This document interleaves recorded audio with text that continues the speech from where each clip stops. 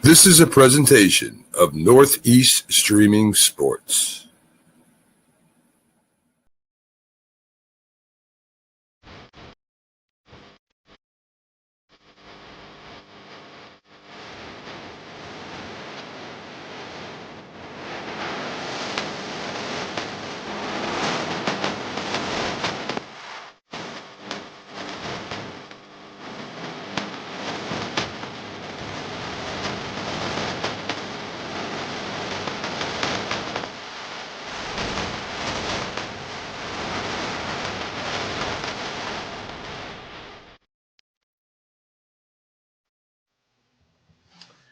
Good evening and welcome to the Unprofessional Professional Sports Show. I'm your host, BA. I'm here along with Bo Crouch, Keith Engel from GGI Sports Talk, and Herb. What's going on, guys? Hey, who's the guy with the Diablos hat in our opening? Because he's missing in action. I don't know where he is anymore. He's somewhere. I don't know what's going on. Is missing. We need to put an Amber Alert out for him or something. Like I said, milk cartons on the floor. Yeah. Anyway, him doing work, I don't know. Yeah, I don't get it. Where's the dedication? He gets a promotion. He has to work more. I don't understand that. I thought when you get a promotion, you work less. I'm not understanding that whole thing. I'm working less to try to get a promotion. It's not working out. Yeah. That's how it works. So, in the world of sports, Bo's Seattle Mariners are taking on the Toronto Blue Jays this evening in Game 3 of the ALCS. Mariners are up 2-0 on those Blue Jays. The question I want to ask Keith, though, is how is it that Mariners are kicking Toronto's butt and the Yankees couldn't do that? What's going on, man? Football season. I don't talk baseball now. It's football season. There you go. I know I like Keith. I think we had trouble with the Blue Jays from April on, so October is no different. And I said Bo's Seattle team, and I've been getting beat up on my own shows from some Dodger fans that I said their pitching staff is as good or better than the Dodgers, and I still stand by that. Yeah. Gilbert pitched. Well, they had a great game one out of help me out, Bo. Miller pitched game one. Gilbert has to pitch 3 innings, I believe 3 innings, and really Friday comes back on Tuesday and pitches really, really well after getting off to a bad start. Well, he did pitch okay after getting off to a slow start, and the bullpen picked them up. Yeah, this team is they're well put together. It's a well put together baseball team, which the Yankees have not been for about 2 decades. Yeah, well, one thing that is interesting is yesterday's game or day before, whatever, game 2. Monday. Mm-hmm. Vargas went in there and he pitched and he didn't get shelled. That's a win in itself. Well, he is such a major hole in our bullpen, and he actually had a good couple innings, which is the first good couple innings he's had in a month. Bo, you got to agree with me. After having to win the division series in 15 innings Friday night, to come back and be able to win 2 on the road, honestly, you can't ask for anything better than that. If we had normal rest, I wouldn't have guessed that we were going to take 2 from Toronto in Toronto, especially the way that they beat up on New York. I mean, those first 2 games against New York, they put up 24 runs. Oh. I mean, it was insane. So yeah, I didn't have leaving Toronto 2-0 on my bingo card. I was thinking best case, we're 1-1. You were going to have to steal 1 from Toronto for sure. But I was like, okay, we're probably going to play really good at home. And then, we might split with them there. And so, yeah, for both away teams to be 2-0 is crazy. I didn't see the end of the game for the Dodgers earlier today, but.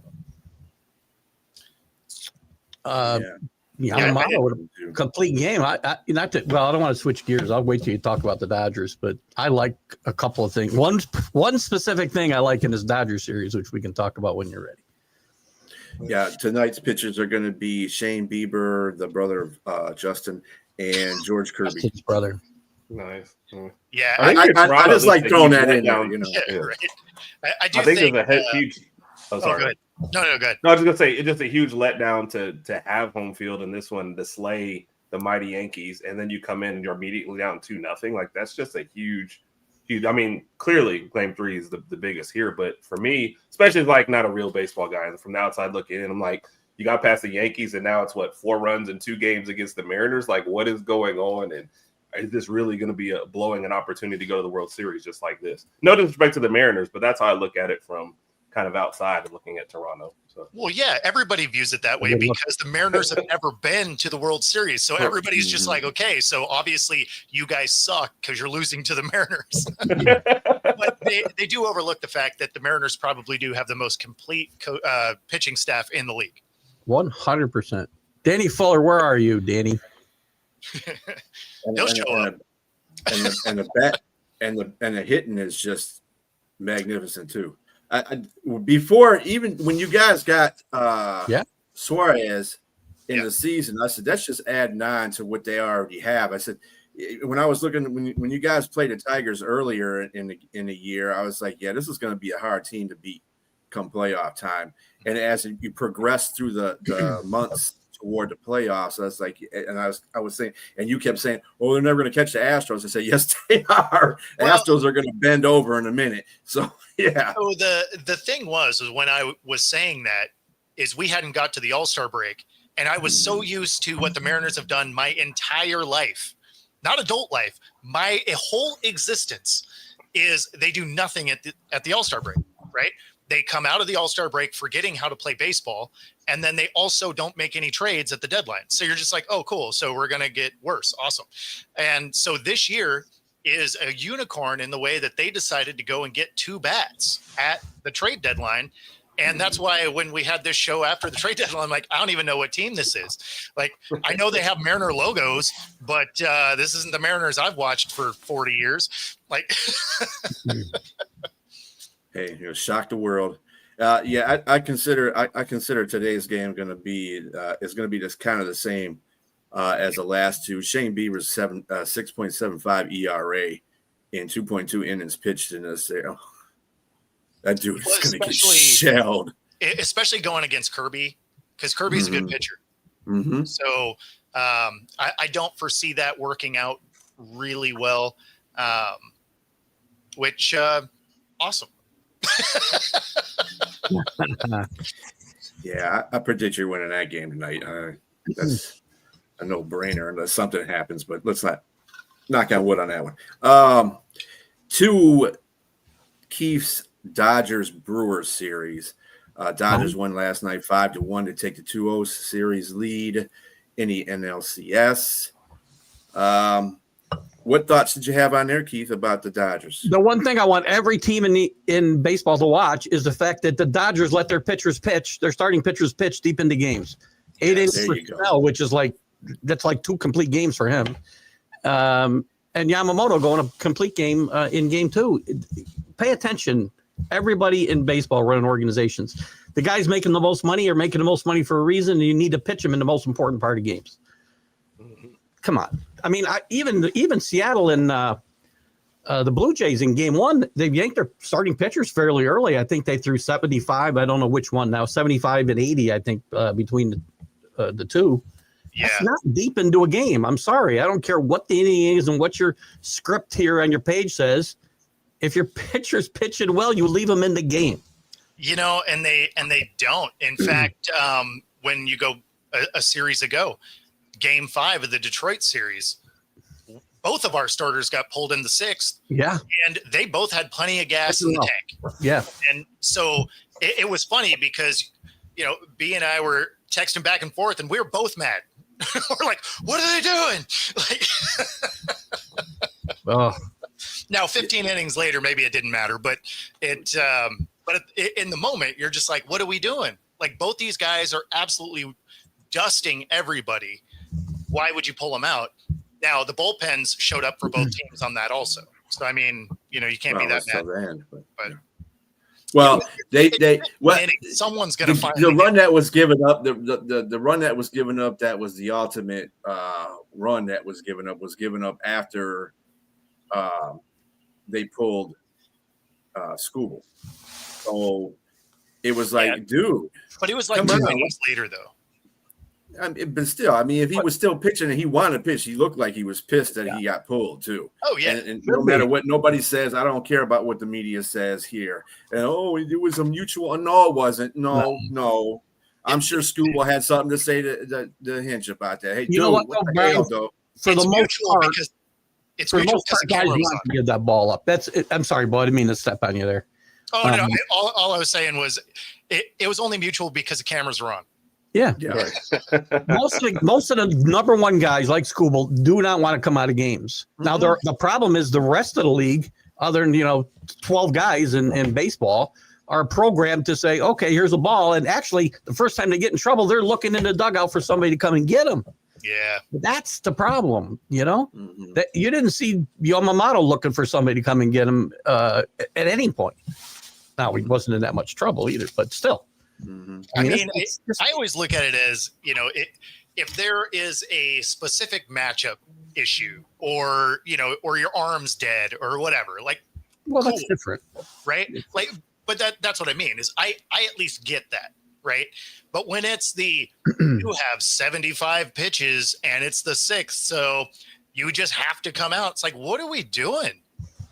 Only because your script says this guy has to pitch the 6th inning, this guy has to pitch the 7th inning. This guy. It's the same thing with relief pitchers, right? When a guy comes in the 7th and just blows the team away on 5 pitches, and he comes out of the game because it says he's supposed to. This is not any way to play baseball. It's too analytical. Yeah, I missed the Nolan Ryan. Let me pitch 150, and then 3 days later pitch 140. And Yeah. like, Give me the ball. And maybe 2 complete games in both of those games. exactly. Give me the ball till my face bleeds and I can punch the crap out of some 20-year-old kid. That's the way Nolan Ryan pitched. I love that. There you I go. mean, 45. and he did. Like, Did all those things.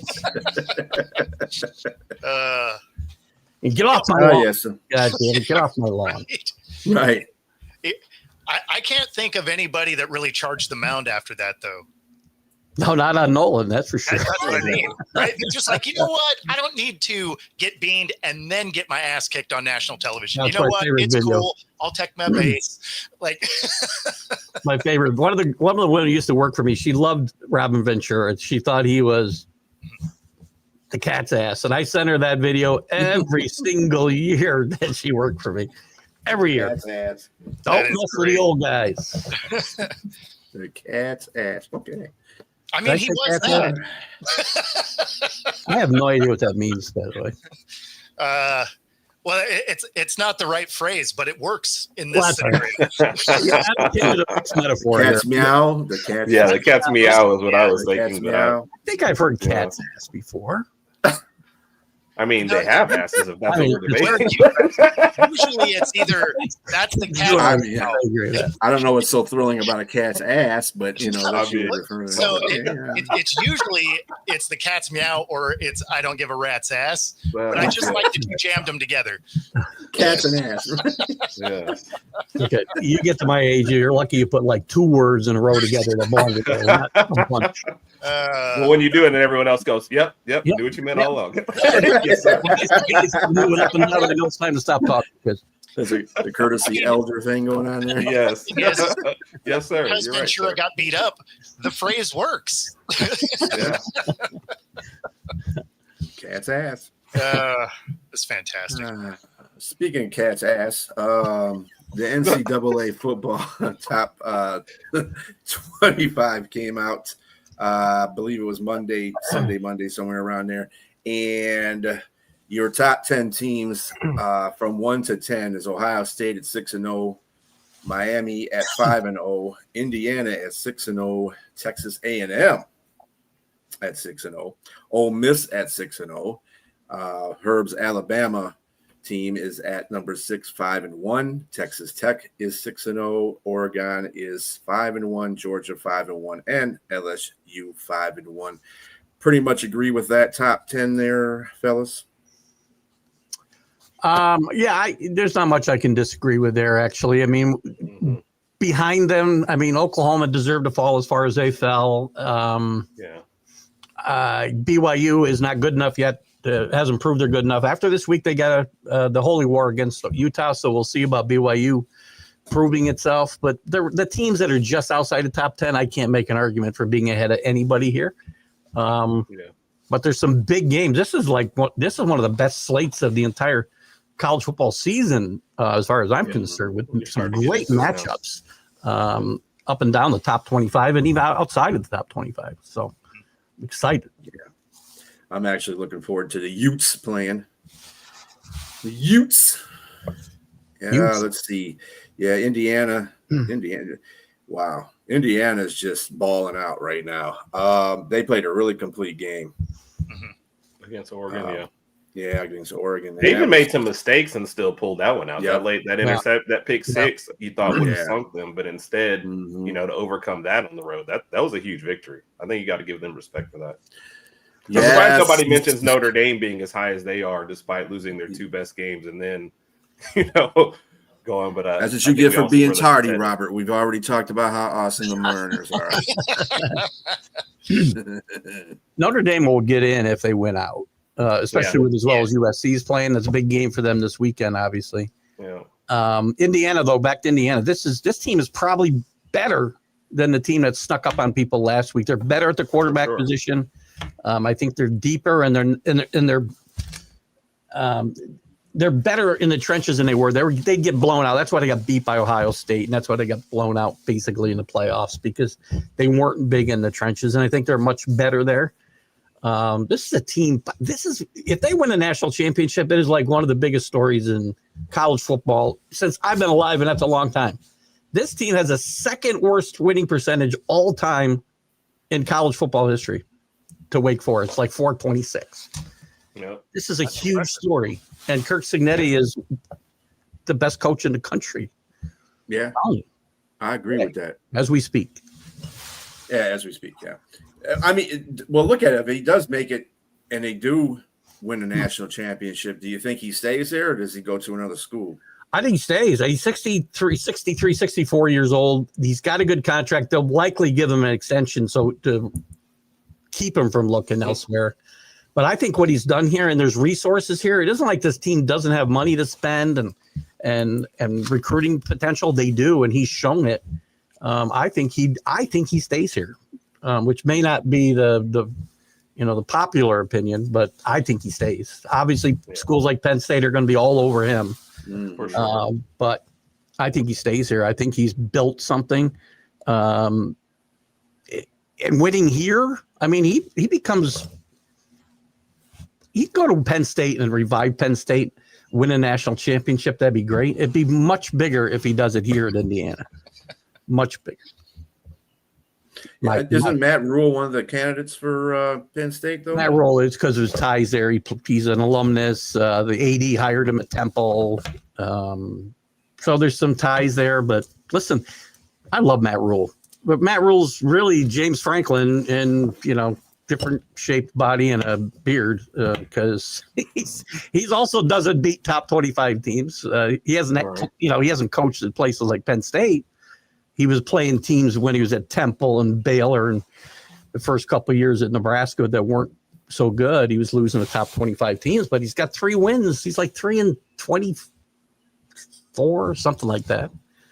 So that's the problem with getting rid of Franklin. Who's going to be available that's going to be any better as far as bringing you to the next level? And again, I'm not a big James Franklin fan. I'm not saying he shouldn't be gone, but there's not. It's not like there's a slam dunk candidate here to just say he's going to be better. Yeah. Did they name they've clearly hit a wall. Did they name a coach yet? Did they name the intern coach yet for? I don't even know if it matters at this point, right? It doesn't probably. Well, yeah. Well, I mean, I know that, but I mean, yeah. It probably won't matter for the rest of the year. I don't know if they're going to be ready, looking for until the end of the year. They got to go to Iowa this week too and play an Iowa team that plays good defense, good special teams. That's not an easy place to go in. So loss. They may very well lose. I'm trying to see who doesn't keep it up. Loss. I can't remember who the interim was, but he's just that. I mean, he's going to be a caretaker. Mm-hmm. This guy's not going to be a candidate for the job. Terry Smith. That sounds right. Yeah. Yeah. That was elevated from within the team, right? Yeah. Mm-hmm. Yeah. Mm-hmm. Any other teams on here that surprised you besides Indiana? Yeah, in the both top of 10. Texas. Yeah. Listen, Texas Tech is getting their money's worth, and for sure. they spent a bunch of money. And again, I got called out for. I keep saying their $55 million is well spent. It's not like nobody else is spending money. I don't mean that, right? But they finally invested in this team, and they're getting really good play on the defensive side of the football where they were lacking. And this is a good football team. That Big 12, the Big 12 may not be as good as the SEC and the Big 10, but it's entertaining. I can tell you that. There's a lot of good teams out there. Yeah. And before the season started, you could have picked 4 or 5 different teams to win and made a good justification for all of them. But Texas Tech is one of the first teams that come out when they started revenue sharing to say, hey, this is how much we're putting in the football budget, just so everybody knows. We're serious about it. Look, Oklahoma, Texas have been gone now for a year. Like, this is our time to make a move. So, I applaud them for it, They spent it well. That guaranteed spot, winning the Big 12 carries a lot of weight for them. So it's a chance where you might only get like 2 teams from the Big 12. Was last year only 1. So, hey, this is my path. Let me get in. No, I applaud what they're doing, man. Even when the backup quarterback came in, against Utah, he still balled out. So they put together a good program. That's probably their best win to date. I mean, that's going to, that's what people are going to point out. They really haven't played the schedule, and Alabama plays or Georgia plays, and they're not gonna unless they move to the SEC. I mean, that's just a fact of life. But you can only play the teams in front of you, and they're playing really well. Right. They're also starting from a different point than everybody else. It wouldn't be fair to take like a Texas Tech at this point and throw them into the SEC or Big 10 because you're starting from further behind. So to me, I give a lot of respect for what they're doing in the Big 12 for that reason. Like, hey, you were in the same pack as all these other teams. You decided, let's go for it, let's spend more, and now you're at the head of the pack. I mean, that's like you said, that's all you can do. You can't be faulted for what's in front of you in the Big 12. It is what it is. But they definitely seem like the class of that conference. As a certain fat bastard said once, sorry, you are what your record says you are, and they're 6-0. Yeah. So yeah. What's funny is I don't know who's good and who's not. I still don't know because Alabama gets whacked by Florida State in week 1, and we think, oh, Florida, gonna go, and then they've lost 3 in a row now. All AC games too. That's so is Alabama. And Alabama has a nice streak going and playing well. Beats a tough Vandy team at home, but are they that good? Is Oregon as good as we thought they were, and they went to beat Penn State on the road? I don't know. They just lost Indiana at home, a place they would never lose to in other years. So I just don't know who's good and who's not right now. It's really weird. It's been a weird year. I think NIL and the transfer portal has just evened it up a lot more than people realize. Like with the Indiana, you can get a guy or like Pavia at Vandy and go from terrible to, hey, we're pretty good and we can get up and bite anybody any week. Plus, for the top teams, you don't have that depth that you once did. So now, like losing your left tackle before, you see I have like 2 5-stars sitting behind him anyway. Now you got some freshmen, and now he's making his first start, and you're like, good luck out there, kid. So I think that's what it's just even up. People aren't waiting anywhere to go, hey, year 3, like what Ty Simpson's doing in Alabama, you just don't see that often, waiting your time, Yeah, I've had to eat my words on Ty Simpson since you're here, Herb. I'll do it in person because I ripped him early in the year because I said, what kid sticks around? He's a 5th-year senior, hasn't played a down of football. You can't be any good if you're still at the same school you started with and haven't played. And I couldn't be more wrong. He's played great football. Maybe the best quarterback in the country right now. So he's playing well. I think him and Carson Beck are going to be are neck and neck for the Heisman at this very moment. So we'll see how. You don't have Archie in there? No, Archie's moved up to 20th. So. Yes. No. Well, I just know that that terrible loss to USC, Michigan got booted completely out of the top 25. I don't even know if they're in the top 30. It's just that. But on the flip side of that, my Navy team got through a game, won, and they're undefeated right now. So let's hope maybe they can get in the top 25. Yeah. Anyway. Michigan is pairing a championship level defense with like a freshman quarterback. Yeah. It's just a tough.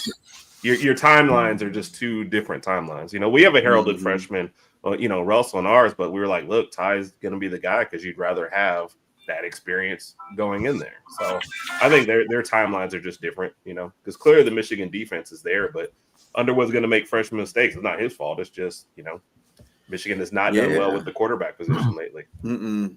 They have not. At all. I'm over here as a Husky fan. I'm just like, hey, we're playing pretty good. You guys are. They can't sleep. And that's the next team that Michigan has to play. Can't sleep on Washington. That's one of the out of the top 25 matchups I like this weekend. That is a sleeper game because Washington has played good football even against Ohio State. I mean, they didn't get themselves blown out, and they probably played as good as anybody. They just couldn't put it in the end zone. Yeah, but I mean, the thing is they hung with them. They were able to move the ball, do all of those things. They got really conservative once they got within, the 5. I don't know why, but they just decided not to use the offense that got them all the way down the field. Right. And, and then they couldn't put it in. They settled for field goals. You can't settle for field goals against Ohio State. Like, you just can't do it. So, again, that reminds me of Kentucky and Georgia last year. Like, sometimes if you're the underdog, be creative, do something. Like, you're going for the knockout punch. You can't get down there and play. Because what do you have to lose? Okay, you try this play, it doesn't work. You're probably losing anyway. So, you know what I mean? Don't change up and get conservative. Even with all that stuff said, Jed Finch is a really good football coach. He turned around Arizona when they were garbage when he got in there, and he's come into a tough situation in Washington where they lost 21, I think, out of 22 starters after that run. I don't know why, but I do root for him. I have no idea what happened to the previous guy at Washington, but I do.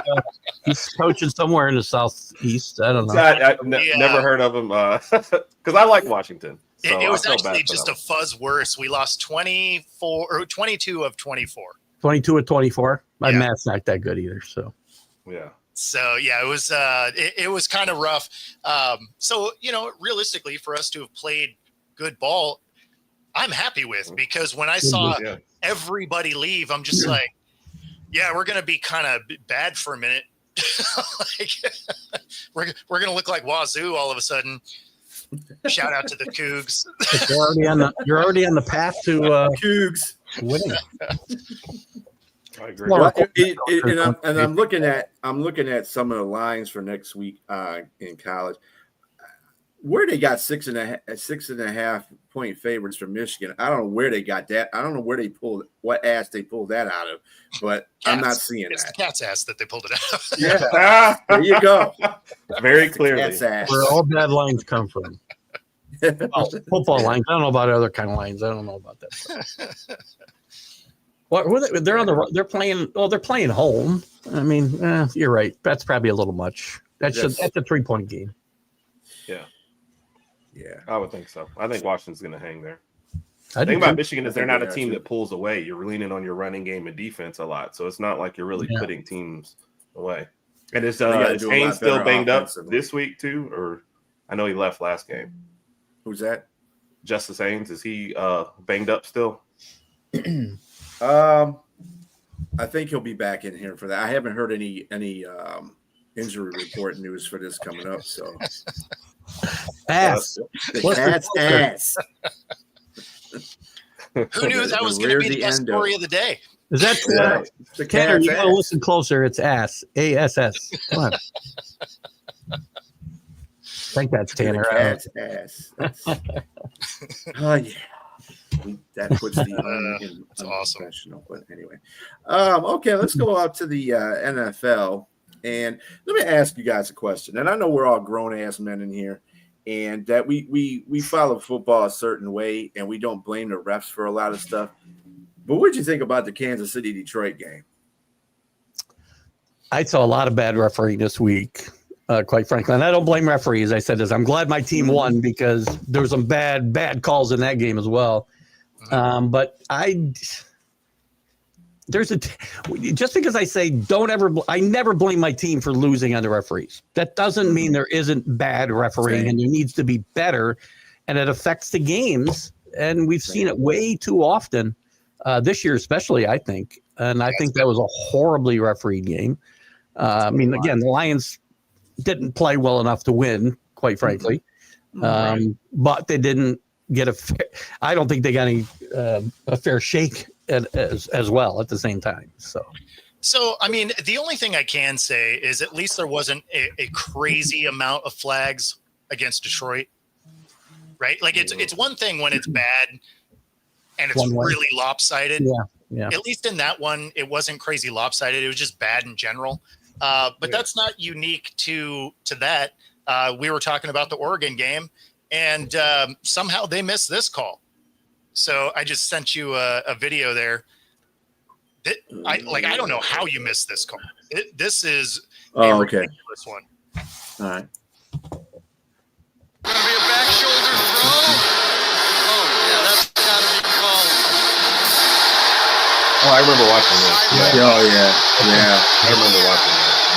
It's their first of the ball game. There's no yardage penalty for that infraction. It's still fourth down.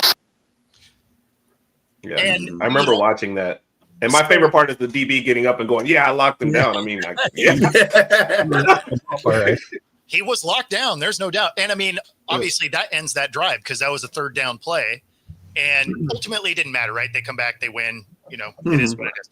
But I mean, in that moment, you're like, how do you not call that? Because it's not like you were in a crowd and refs couldn't see it or whatever. I mean, you are one-on-one, the ball's headed that way. Every ref is looking there. yeah. How do you miss grabbing the inside of the shoulder pad and pulling the guy down? You didn't catch the ball. To tell you the truth, the drive that Oregon got a touchdown on was kind of referee aided too. There was a couple of bad calls on that drive that aided him to get that touchdown. So, I mean, fortunately, Indiana overcame that. Exactly. And like you say, it's like Dan Campbell says, if you don't put the referees in the game unless you do your job. So Correct. if you do your job, you don't have to worry about the referees, which the Lions, they messed up in the certain areas. But it's like the catch that Kelsey supposedly had. How damn well that hit the ground. His hand was even off the ball when it happened. So, and then he got away with a holding call, egregious holding call. And then there was the whole goal line incident for the Lions that we didn't call New York, but New York said that they were called or opposite way around, whatever they told Dan Campbell something opposite of what happened. So, I mean, are you trying to cover up stuff? Are you just lying blatantly? Because you get away with it. Kelsey's got big hands. I mean, Taylor kind of confirmed that, I think, the fact that he's got I don't need to hear that too much. I'm just sure Yeah. it means Plus something KC else. I don't know. Well, because plus That's KC TMI, ran man. the line right after that one too. And certain teams have that signal they give. I remember Devontae Smith for the Eagles like that. Oh, yeah. Hey, I didn't catch this. Let's hurry up. And what added insult onto that is the Lions got caught with 12 guys on the field when they did that. Yeah. So I was like, well, damn, this is just not working out here. Which is usually a sure sign. Okay, they're running a little bit too I quickly. think you guys actually had 13, if I remember right. I think you had 13 guys out there. Yeah. The penalties on the 12th Could've guy, the been. 13th guy is clear. So Yeah. he's good. You got too many on the field anyway. So what the hell? Yep. I think some of it's a bad combination of bad play and bad refereeing because there's like a flag on every other play. It feels like in some of these games. Yeah. Buffalo and New England 2 Sundays ago was there was like 25 Yes. penalties in that game. Because the announcers started mentioning it. Yep. It's hard to Like, even are we watch gonna play? after a while, Yep. You So, want to enjoy Rob, your team. I'll jump on that one. So, yes, you can't let any of those things get to you because the problem is if you respond right after the play, you smack him in the face, whatever. And of course, that wasn't Mahomes, that was Juju. But if you do that during the game, it's a 15-yarder. You're going to get a fine. You may or may not get bounced. Probably get bounced in the league today. You do it after the game, and now it's suspensions, stuff like that. So it's one thing to already be a problem, hurting your team 15 yards, whatever, maybe getting bounced. It's something totally different to now you're going to miss an entire game. Mhm. Right. So, yeah, I mean, you can't do that stuff. And Dan Campbell actually came out, Good for him. today. Right after that. Yeah. Yeah. And he's like, he knows what he did. He knows you can't do it. It's a good kid. it'll be a learning experience, and it will, right? Because he's not making good money. He's making roughly $70K a game for a game check. I would bet that not only, I mean, obviously he's losing a game check for getting suspended, but he's probably going to get a fine upwards of $50K. So, but are you saying he's saying should he have just shook Mahomes' hand, not just smacking Juju? If he just doesn't shake Mahomes' hand and just walks off, then that's two different things, though. If he's saying there's no slap, though. If there's no punch, if he slaps his hand. No, but you can not shake Mahomes' hand and then walk off. You don't have to. One doesn't like direct with the other. If I don't shake Mahomes' hand and I walk this way, right? To me, he's saying is that bad sportsmanship? Just not. Yeah, was the slap? I don't think the slap is debatable. That was just dumb. What I kind of saw in the whole situation is that he was going up to Mahomes and his head turned because he saw Juju and Juju started talking stuff to him. Yeah. And that he kind of did a little, elbow out there and just went toward him. And then that's when the whole escalation started. And that was another penalty that wasn't called. Juju hitting him in the back. Exactly. That one was big. Yeah. That one was big.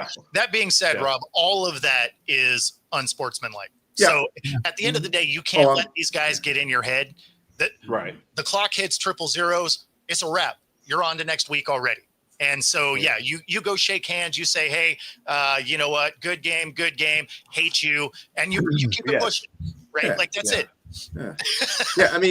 I mean, I like Brian Branch too. I had the same sentiment that DC said on the podium. He said, I love the guy, but he knows he can't do that. And that's just, there's no excuse for that. We don't do that in our organization.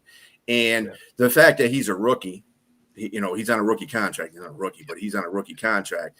Kind of tells me that if you keep doing stuff like that, dude, because he's gotten 13 fines, and I think that's not just him. I think the NFL is coming after him unfairly for some stuff too at the same time, because I see other players do the same thing. They don't get fined as much as he gets.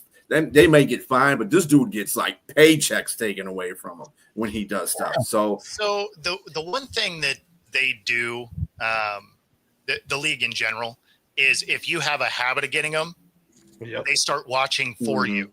And, that was one of the things that always made me mad about DK is he always had like a couple of ones that were egregious and they were drive killers. And he made me mad for, years here.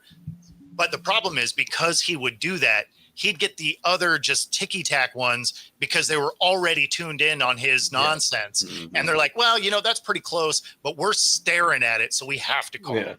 Yeah. The Draymond Green principle of refereeing. 100%. 100%.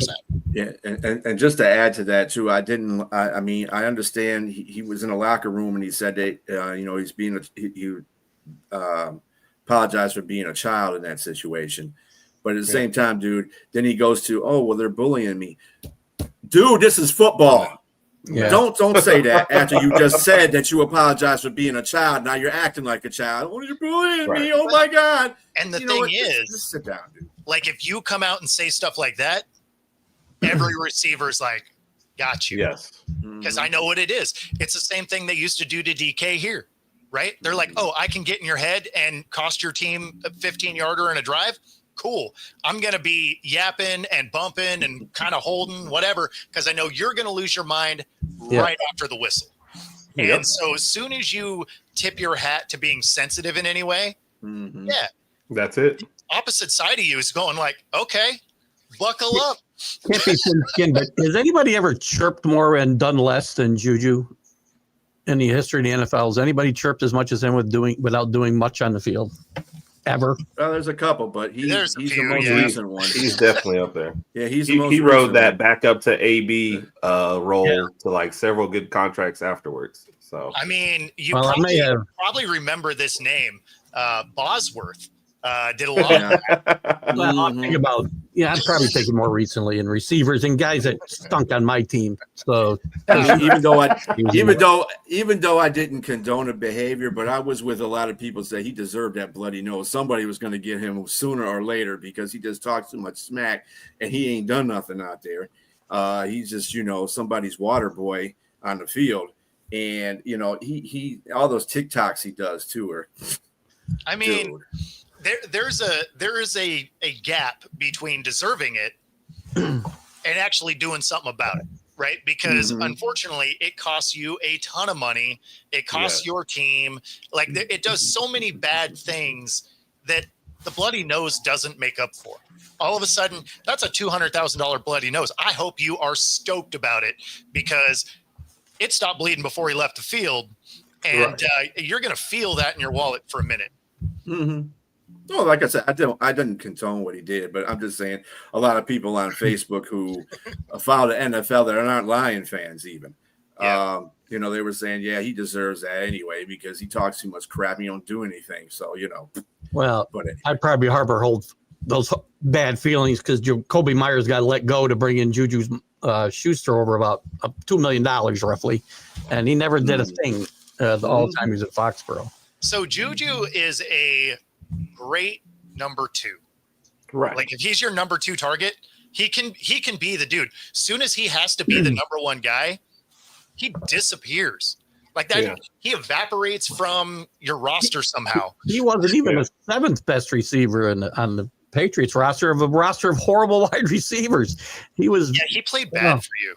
Oh, yeah, like really bad. I mean, he really hasn't been good since Pittsburgh. You know, No, and like you said, really he was in the hasn't. number 2 role there. Yeah. And then, like you said, they had first thing they did was ask him to be a number 1, and he can't do. And there's no shame in being a number 2. Some of these guys, I don't know why, but So he was just bad. So the only part of that I disagree with is he actually did play really well his first stint in KC. He wasn't there very long, but like his first stint there, he did actually play really, really well. He throws a good game in there here and there now, you know. Overall, though. And considering the fact that who his quarterback is, A, and B, the fact that they didn't have anybody as a legitimate threat receiver. Didn't they they went to the Super Bowl that year, didn't they? Did they win the Super Bowl? I think they won that year. Yeah, I think he's got. Yeah, I think he won the Super Bowl. He's got a ring. Yeah. So I mean, he was. Yeah. When Juju first came on the scene, I mean, I liked him, but then he did all that crap after he got out of Pittsburgh. He's being ignorant. Well, actually, it started when it was in Pittsburgh. To tell you the truth, because that's the reason why they got rid of him. Well, so that's actually where I was going with it is the Steelers have this real knack for getting absolute head cases as receivers. Yes. And kudos to Tomlin. He figures out how to kind of make them work until they are ready to just mentally explode. And then they get him out of town. And then, man, they just go destroy other rosters. It's actually kind of funny. Like George Pickens, we're talking about you. We're waiting. So well, he already had his little spat on the sidelines already this year. Let's see how if he can continue the rest of the year without doing that. Hey, I think as long as CD is out, he'll be okay because he's the number 1. But as soon as he gets moved back down, I think that's when it's going to happen. That's the thing is if he gets his touches, he actually doesn't care about winning. Right. He's true. actually similar to like Diggs, right? Like Diggs doesn't care about winning. He wants his touches. Right. So yes, as long as they get their touches, still is. Everything is cool. AJ Brown, right? He was mad. They were winning. He's like, I was not getting touches. It's like, you won the game, man. Right. Well, the whole team ought to tell him to shut up because the best player on the team is getting 11 touches and 14 touches. That's crazy. That's just nuts. So, I mean, unfortunately, there's just a lot of those guys that are just head cases. Yeah. Speaking of head cases, Tua. I don't like saying his last name. Literally. Tua was up there throwing people under the bus left and right. Everybody. Except but himself. Except except Tua, right? He was doing this. Yeah. And then he decides he's going to come out and say, "Oh, I'm sorry for throwing everybody under the bus. You know, Doesn't we all work. have to play as a team, whatever." Anyway, I think you have a clip of this, don't you, Bo? It is right there. Yeah, this is him walking back that statement, which is funny because he still doesn't really include himself in the leadership role. And if you remember the quote, talking about player-only meetings. Which means coaches and stuff aren't there. This is ran by players, for players, like it's players only meetings. So for him to be pointing everywhere, but here, like he's got a C on his shirt, right? Yeah, and you're the quarterback, so come on, let's go. I think it's the clown. This team of the Miami Dolphins, the comments that had been said. I would say I've made a mistake, and I'm owning up to that right now. I've talked to guys on the team about it, talked to the leaders about it, and that they know my heart. They know that the intent was right, but no matter the intent, the intent can be right, but when things get misconstrued or however the media wants to portray it, that leaves a void of silence and a lot of questions for the guys on our team. Now, being 1-5, we talk a lot about, all right, we got to get this going. We got to get this going. Come in excited to go to work. Forget about the noise. And I feel like I just added on to that for our guys. For myself, I got to look at myself as the leader, protecting the team. I don't feel like I did that to the best of my abilities. I felt like I let the emotions of the game get to me after the game.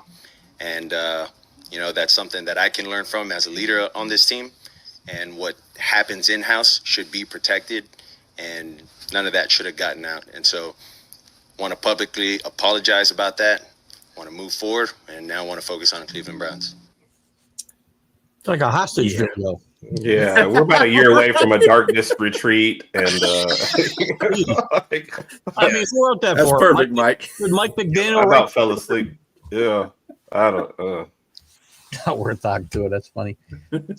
So I'm confused. Did he make a mistake, or did the media misconstrue what he said? Clearly, the media. That's the It thing, was all like, the media. he started pointing more fingers, and you're just like, dude, just accept the fact I'm that out of fingers here. right? Jesus. It's like you can't go out there. His first statement made it sound like it was McDaniel and the leadership, and then he's like, "Oh, but it's a player-only meeting." It's like, Yeah. okay, well, they have nothing to do with that then, and Right. it's just like, guys, you gotta take some accountability. You're one of the leaders in that clubhouse. Mhm. So Yes. yeah, I don't know. It was it's been funny. That team's such a disaster. I'm not usually in favor of firing guys in the middle of the season because I don't think it does much good. But in this case, things are off the rails so bad that Right. I think McDaniel needs to go like tomorrow. Well, he's lost control completely of that team. Obviously, right. And Yeah. send Tua with him. If that's the way he feels, And Mr. Wardell, okay. Can you stop beating that over the head? You're in game 3 right now. Come on. game 5. Yeah. I mean, speaking of guys that potentially get fired, that's on that one down there in the bottom too. Who, Robert Wardell? Well, I mean, Sorry, Robert. Are you talking about Mr. Tomlin? oh no. So on the power ranking slide there, I actually have. Oh, okay. Bring that up. Yeah. So this was a list I put together of guys that were probably on the hot seat. Obviously, Callahan already got fired. But McDaniel, he's right there. Sonia's not going to like number 3. Yeah, I don't think that one's true anymore. I didn't I don't update think this so. after I made it. Canales, I think, being 3-0 at home probably saved I his think job he's right safe. there. Yeah. Yeah. I think Brian There's, Daboll's job will be saved too a little Yeah. bit. 3 Aaron and 4. Glenn, Yeah, got themselves. with that Yeah, Jets obviously- organization, I don't know. I don't think you're firing Aaron Glenn after one season unless he doesn't win a game, which is You wouldn't think that, but this is the It's Jets on the table. organization Yeah, I we're know. talking about. The fact that they're over is it means there's a chance. keep hiring off defensive guys when you got quarterbacks that need all the help they can get. You know, We talked about this Exactly. morning. That was wild to Yeah. me. And then Tyrod Taylor's your backup for your plan for the Jets. So when's the last time the Jets hired an offensive-minded head coach? Bruce Coslett is the last guy I can think of, and some people probably are too young to remember who Bruce Coslett is, for crying out loud. I can't remember anybody else. Yeah, it's pretty much all been DCs. Yeah, they're like, it didn't work this time, but next time Yeah. it'll work. I mean, if Yeah, you're going to keep doing it, at least bring Rex back, because at least that was funny to watch. it was entertaining. Yes. Yeah. Rex. At least make it so it's a good watch, because now it's just terrible. I mean, Aaron Glenn does have some good dance moves, but anyway, But this is just a culmination of a good coach being in a bad spot. Like I said, Dan Campbell, when he went to Detroit, he didn't win his first game until after losing 11. Sure. So I'm not saying that this should be the same, same chemistry for Aaron Glenn to get to 11 games and then finally win one. I hope he wins one before that. In fact, they play the Carolina Panthers next in New York, so that'll be interesting. But yeah, I mean, if he gets a couple of wins, I didn't think they were going to do all that good this year anyway. No, you got but to I change the didn't culture have in that them- locker room. That whole team is just off. I didn't have them worse than the Saints, though. Yeah. I, it looks that's bad. probably the big thing for me is the Saints are devoid of talent. The Jets at least have some things that you're just like, okay, like they shouldn't be a good team, but they're gonna do a couple of things, and then you watch them play and they're like, yeah, they're not gonna do anything. Right. They're basically hoping for defensive scores in a lot of these games, to get them over. Except like the Pittsburgh, then you torch them. So like there's probably a little hope to start the year. Yeah. And then, there's no consistency game to game. So I don't know. Let's see. Zach Taylor. I thought he So, should have been going. Him and where's- Kevin Stefanski. Those Yeah, I'm not two, giving him credit. I mean, Robert talks about giving Taylor leeway because of Burrow's injury, but I mean, they didn't go to the playoffs last year with Joe Burrow having a tremendous year, one of the great years ever. so That here's defense has been terrible forever. my Go issue ahead, is Bo. I already- Stefanski and Taylor is you have two organizations that have set them up for failure. I mean, Zach Taylor is trying to coach three guys to play all three phases of the game because they're like, yeah, so you don't get a defense. Your special teams is going to be terrible. Oh, you know what? We're not even going to give you an offensive line. I hope these three guys can just win games for you. Yes. So, I mean, I'm not a Zach Taylor fan, but there's not a lot of guys that are going to succeed with no defense. And then Stefanski, I mean, just in his time there, he's 10 quarterbacks in? But yeah. I mean, he almost went to an AFC Championship game, if we remember right, with a guy they cut loose in Baker Mayfield. So Yeah, but that's not him. plus he made it playoffs 2 years ago, did he? With the guy. Yeah, with Joe Flacco, which Yeah. they cut again. Yeah. Or they traded to Cincinnati, which is To Zach Taylor, though, Bo, the same guys who put him in this situation are what is going on in the AFC Right. North? they're not going to raise their hand and It's a say, clown "Fire me." show. He's going to get fired. Right. Yes. Yeah. He's gonna get I think that's the Stefanski's point, gonna though. get Both those fired coaches based on the go. fact- Well, I just say I both think- front offices got to go too. Yeah, agreed. Yeah. Well, Agreed. and Stefanski's going to realistically, get fired because of the front office because Right. he hired Gabriel. He drafted Gabriel, and of course the ownership, whatever they want to say, they got Shador. So, and they're going to Nobody be bumping drafted heads Shador, the whole he just time. did It's that. going to be an awkward conversation every time those two Yeah. talk because I want my guy to play. Well, this guy's better. I want him to play because I was the one that drafted him. But I'm the owner of the team. Who's going to go? Not the owner of the team is obviously going to be the coach. So I wonder if that happens, though. What happens to Dylan? Does he stay? Or do they make a package where they trade him somewhere? Because I don't think that owner likes Dylan. so that probably depends on whoever they get in as the next coach. I think the Right. two coaches on here that are intriguing as far as if they do get fired, Stefanski and Harbaugh. Those are the two guys that they will step directly into another head coaching job. Every they other are. one of those guys, best case, is being a coordinator again before they get another shot, if they get one at all.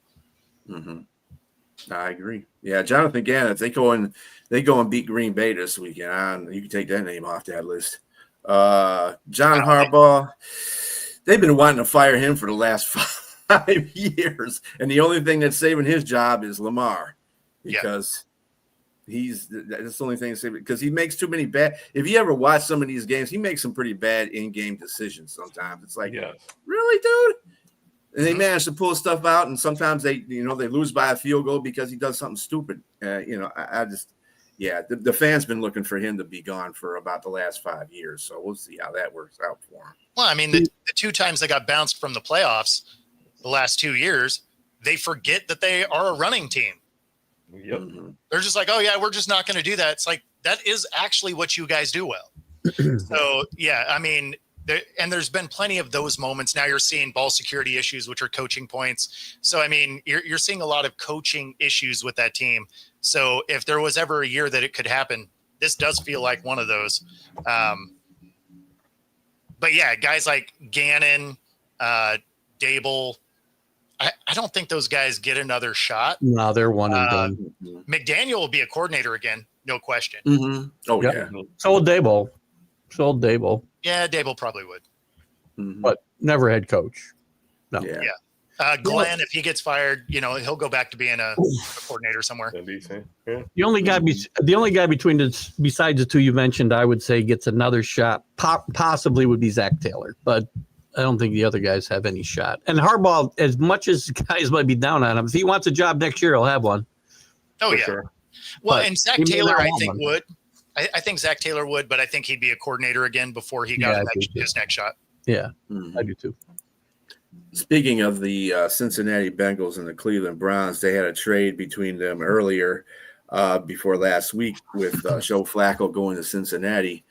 And obviously, there's somebody in the AFC North that did not appreciate that.